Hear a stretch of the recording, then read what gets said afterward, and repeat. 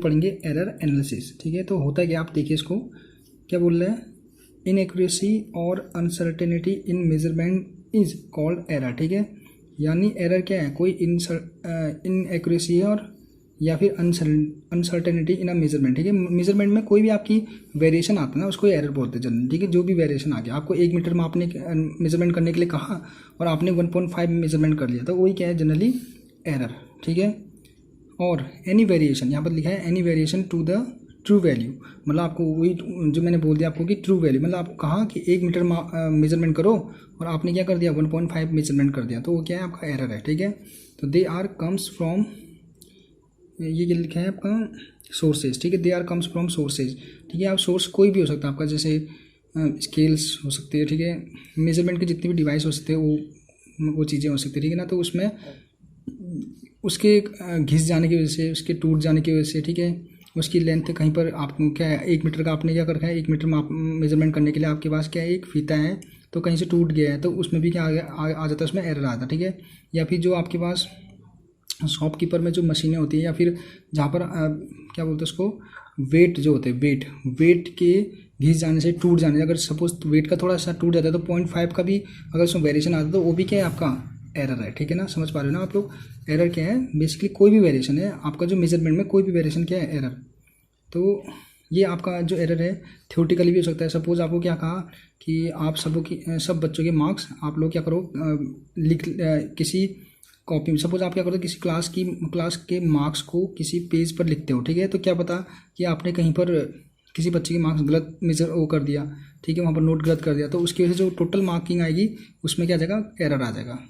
Concept base भी error हो सकता है और मेथड से भी एरर हो सकता है। ठीक है, आप किसी चीज़ को कॉन्सेप्ट लगा के उसको सॉल्व कर रहे हो, क्या होता है वहाँ भी एरर आ सकता है, यानी आपका, या फिर दूसरा तीसरा मेथड हो सकता है मेथड, यानी आप किसी चीज़ को मेथड वाइज कर रहे हो और कहीं पर आपने छोटे सी मिस्टेक कर दी, बाद में वो आंसर आपका वेरिएशन आ गया, तो वहाँ पर भी एरर है। एक्सपेरिमेंटल हो सकता है, एक्सपेरिमेंटल का मतलब कि आपकी डिवाइस में प्रॉब्लम है। ठीक है, एक्सटर्नल एजेंट, मतलब एक्सटर्नल एजेंट का मतलब आपने सपोज आप फ़ोन में बात कर रहे हो, किसी चीज़ का आंसर फ़ोन में ले रहे हो और उसकी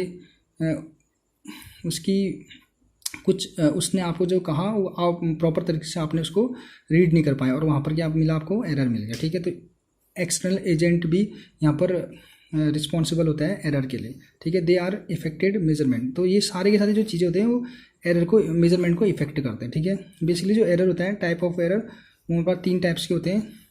फर्स्ट टाइप है आपका इंस्ट्रूमेंटल एरर। ठीक है, तो इंस्ट्रूमेंटल एरर जो होता है वो आपको पता है कि कोई भी इंस्ट्रूमेंट, मतलब जैसे आपका स्केल है या फिर जितने भी डिवाइस होते हैं, तो उसमें जो उसमें जैसे वेरिएशन आ जाने के कारण, जैसे हमारे पास अगर स्केल है तो स्केल का अगर थोड़ा वहाँ कहीं टूट जाता है, या हमारे पास कोई अभी हमारे पास ये स्प्रिंग होता है जो ना, स्प्रिंग में भी अगर हम किसी चीज़ को मेजरमेंट करते हैं तो स्प्रिंग कभी क्या होता है, खींच जाता है बीच में से, तो उसकी वजह से प्रॉपर तरीके से आप एरर, मतलब हम लोग क्या कर पाते हैं, मेजरमेंट नहीं कर पाते हैं। तो बहुत सी ऐसी चीज़ें होती है, इंस्ट्रूमेंट ऐसी चीज़ें होती है, बहुत से हमारे पास इंस्ट्रूमेंट ऐसे होते हैं जिसके कारण हम लोग क्या करते हैं, मेजरमेंट एक्यूरेट नहीं कर पाते हैं। तो अगर इस टाइप का एरर मिलता है तो उसको इंस्ट्रूमेंटल एरर बोलेंगे। आगे रैंडम एरर, तो रैंडम एरर क्या होगा तुम्हारे पास, रैंडम एरर क्या है, एक्सटर्नल एजेंट। तो वही बात है कि आप कहीं किसी से कुछ चीज़ पूछ रहे हो फ़ोन पे और उसने क्या बोल दिया, कुछ आपके सुनने में या उसके कहने में कुछ गलती होगी, तो इस टाइप की जो एरर आएगी तो वहाँ पर रैंडम एरर बोलेंगे। और यहाँ पर क्या बोला आपका, वेरिएशन फैक्टर अफेक्टेड, यहाँ talking more observation error reduce and calculate means. ठीक है, तो ये तो आपका मेथड है कि कैसे उसको हटाएंगे, रिड्यूस कैसे करेंगे। तो बाकी रैंडम एरर क्या है आपका, कि कोई एक्सटर्नल एजेंट के थ्रू आपको मेन जो मेजरमेंट था उसमें क्या आ गया, वेरिएशन आ गया। ठीक है, दूसरा तुम्हारा सिस्टमेटिक एरर क्या होगा तुम्हारा, एक रेगुलर तरीके से आप जैसे क्या कर रहे हो, सपोज आपका कोई फार्मूला है, आपने इस फार्मूले को सॉल्व किया और बीच में कहीं सॉल्व करते करते आपके इसमें थोड़ा आपका क्या हो गया, माइंड डाइवर्ट हो गया और आपने आंसर में थोड़ा सा वेरिएशन, आपका आंसर आ रहा था 15.4 आ रहा था, 4 आ रहा है, लेकिन वहाँ आंसर आ रहा है आपका 15.9 आ रहा है। ठीक है, तो 15.4 और 0.9 के बीच में इतना वेरिएशन आ गया, यानी 5 का वेरिएशन आ गया। तो इस टाइप का जो वेरिएशन आएगा तो उसको सिस्टमेटिक एरर बोलेंगे। जो आप लोग क्या कर रहे हो, एक सिस्टम तरीके से कर रहे हो और उसके बाद आपको आंसर चाहिए था 0.9 और आपका आंसर आ रहा है 0.4, तो इतना जो वेरिएशन आ गया। ठीक है, तो इसे बोलते हैं एरर। ठीक, अब हम एरर को कैसे रिड्यूस करते हैं, तो उसके लिए हमारे पास एक कुछ स्टेप है, उसको आपको स्टूडेंट ऐसे ही याद करना पड़ेगा, ठीक है। तो पहला स्टेप देखो आपको करना है एब्सोल्यूट एरर, ठीक है।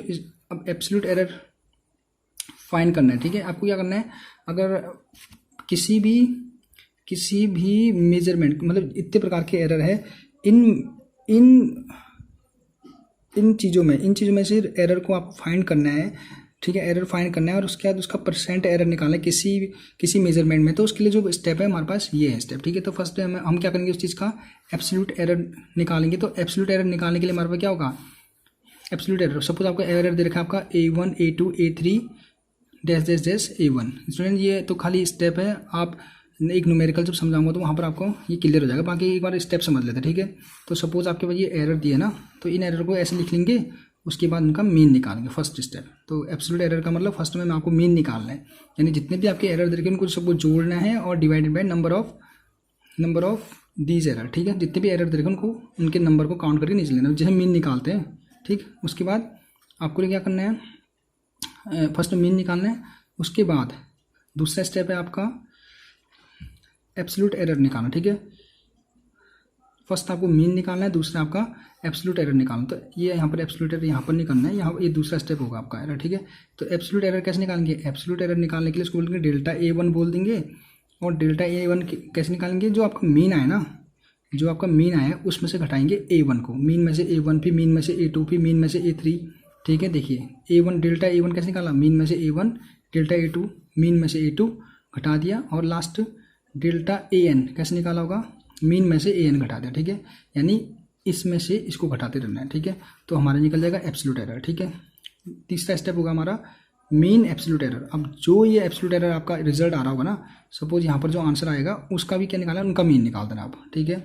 तो यहाँ delta A1 delta A2 dash dash dash delta AN divided by N, ठीक। उसके बाद हम जब ये आंसर आएगा तो उसका निकालेंगे रिलेटिव एरर। रिलेटिव एरर निकालने के लिए करेंगे, जो मीन निकाल रखा है आपका, जो मीन निकाला आपने A1 जो मीन निकाल का है उसका क्या करना है आपको, सॉरी जो ये निकाल रखा आपने मीन एब्सोल्यूट एरर को डिवाइड करना है एब्सोल्यूट एरर से, सॉरी यहाँ ए मीन से डिवाइड करना, ठीक है। ये वाला जो आंसर आया ये इसको डिवाइड, जो ये मीन एब्सोल्यूट एरर को डिवाइड करना है ए मीन से, तो ए मीन से डिवाइड कर दिया, ये रिलेटिव एरर निकल जाएगा। परसेंटेज एरर क्या निकालेगा, परसेंटेज एरर निकालें तो इसका मल्टीप्लाई बाय 100 कर देंगे, तो परसेंटेज ऑफ एरर निकल जाएगा किसी मेजरमेंट में, ठीक है। ये बेसिकली आपका मेजरमेंट पर बेस्ड एक स्टेप है, मतलब मेजरमेंट में जो आपका एरर आएगा उस पर बेस्ड एक स्टेप है, ठीक है। हम परसेंटेज एरर को फाइंड करते हैं। अगला है हमारा, सपोज देख लें, अब इस पर एक न्यूमेरिकल करते हैं तो आपको अच्छा समझ में आ जाएगा, ठीक है। देखिए, in an experimental the value of mu of glass, ठीक है। ये रिफ्रैक्टिव इंडेक्स होगा, म्यू का मतलब refractive index of glass was found to be 1.54 1.53 1.44 1.454 1.56 and 1.45 is successive measurement, ठीक है। Calculate mean absolute error, relative error and percentage error, ठीक है। बस आपको मीन एब्सोल्यूट एरर निकालना है, तो फर्स्ट क्या करेंगे, तो ए मीन निकाल लेंगे। तो ए मीन क्या करना है, ठीक है, ये स्टेप आपको ये करना है, देखो फॉलो, ए मीन निकालना। तो ए मीन का मतलब जितने भी आपकी ये दे रखे हैं, ये मेजरमेंट दे रखे हैं, उनको सबको जोड़ के divided by number of these error, these ये एक्सपेरिमेंटल वैल्यू 1 2 3 4 5 6 दे रखे हैं, तो इन सबको जोड़ के इसका 6 से डिवाइड करेंगे तो इसका मीन निकल जाएगा। तो इसका मीन मैंने यहाँ पर कैलकुलेट कर रखा है स्टूडेंट्स, तो जो इसका मीन आ रहा है 1.51 आ रहा है, ठीक है। इसको सॉल्व करके, ठीक। उसके बाद दूसरा स्टेप क्या था हमारा, एब्सोल्यूट एरर निकालना। तो एब्सोल्यूट एरर कैसे निकालेंगे, एब्सोल्यूट एरर निकालेंगे जो आपका मीन आया है, यानी 1.51 में से इसको सेपरेट करना है, देखो, और मोड लगा दिया। हाँ देखिए बाहर पर ये जो मोड लगा, इसका मतलब क्या होगा, जो आंसर आएगा वो हमेशा पॉजिटिव में लेना हमको, ठीक है। हालांकि यहाँ पर देखिए आप लोग नेगेटिव में आ रहा आंसर, 1.51 से 1.54 घटाएंगे तो ऑब्वियसली नेगेटिव में आएगा आंसर, लेकिन हमको जो वैल्यू लेनी है वो पॉजिटिव में लेनी है, ठीक है। तो 1.51 में से घटा देंगे 1.54, ठीक। उसके बाद तो आंसर ये आएगा, डेल्टा A1 निकल गया, उससे डेल्टा A2 निकालो। तो यहाँ पे मैंने ये सॉल्व करके निकाल के रखे मैंने यहाँ पर डेल्टा, दूसरा जब निकाला होगा तो ये वैल्यू आ रही 0.02 0.037 0.03 0.05 0.6, ठीक है। तो अब देखिए, अब फिर अगला स्टेप क्या था हमारा, ए मीन निकालना ना, ये देखिए यहाँ पर ये था दूसरा स्टेप, ये निकालना, ठीक है, ये एलएम निकालना। तो देखिए यहाँ पर भी वही चीज़ कर रखा है मैंने, डेल्टा ए मीन निकालना, जो ये आया ना जो टोटल वैल्यू, इनका भी मीन निकाल दिया मैंने दोबारा। तो जो इनका मीन आया वो आया तुम्हारा 0.04, ओके। और अगला स्टेप हमारा रिलेटिव एरर निकाल। तो रिलेटिव एरर क्या होता है तुम्हारा, जो डेल्टा ए मीन निकाला मैंने अभी answer, divided by A mean, ठीक है, delta A mean divided by A mean. तो डेल्टा ए मीन क्या है तुम्हारे पास 0.04 और ए मीन क्या है 1.51, ठीक। तो आंसर मेरा कितना आ गया 0.03, ठीक है। तो 0.03 यहाँ क्या आ गया रिलेटिव एरर, ठीक। और परसेंटेज एरर कैसे निकालेंगे, इंटू 100।